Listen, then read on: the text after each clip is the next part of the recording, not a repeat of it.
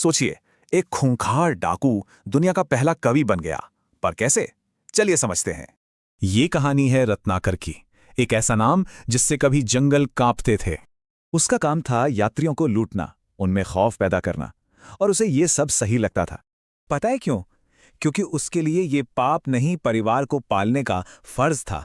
फिर एक दिन उसे मिले नारद मुनि, और कमाल की बात यह थी कि वो डरे नहीं।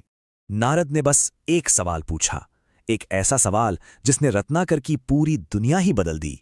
रत्नाकर को यकीन था कि परिवार उसका साथ देगा, आखिर वो सब उसी के लिए तो कर रहा था। लेकिन घरवालों का जवाब सुनकर वो टूट गया। उन्होंने कहा, तुम्हारे पाप के भागीदार हम नहीं हैं। बस यही वो पल था।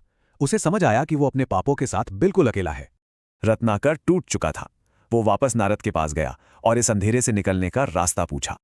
उसकी आत्मा इतनी मैली थी कि राम का पवित्र नाम भी उसकी जुबान पर नहीं आ रहा था। नारद ने कहा, मरा ही जपो पूरी लगन से। और बस रत्नाकर ने ऐसी तपस्या शुरू की जो सदियों तक चली। सदियां बीत गईं और उसका मरा मरा का जाप अपने आप राम राम में बदल गया।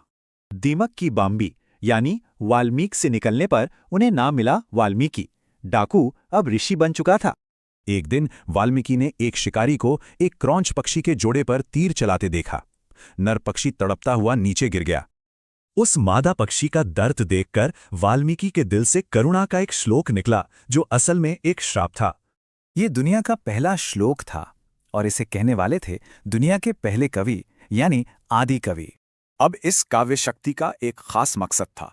ये बताने के लिए खुद भगवान ब्रह्मा उनके सामने प्रकट हुए। ब्रह्मा ने उन्हें दिव्य दृष्टि दी ताकि वो राम कथा को एक साक्षी की तरह देखकर लिख सकें। आगे चलकर जब सीता जी को वनवास मिला तो वाल्मीकि ने ही उन्हें पनाह दी। यहीं लव और कुश का जन्म हुआ। वाल्मीकि ने लव कुश को गुरु बनकर पाला और उन्हें पूरी रामायण कंठस्थ करवा दी। और जब लव कुश ने राम की सभा में ये गाथा सुनाई तो परिवार का मिलन हो गया। तो एक डाकू से आदि कवि बनने का ये सफर हमें सिखाता क्या है? वाल्मीकि की कहानी दिखाती है कि कोई भी बदल सकता है। सवाल बस ये है कि हमारे कर्मों की कहानी क्या है।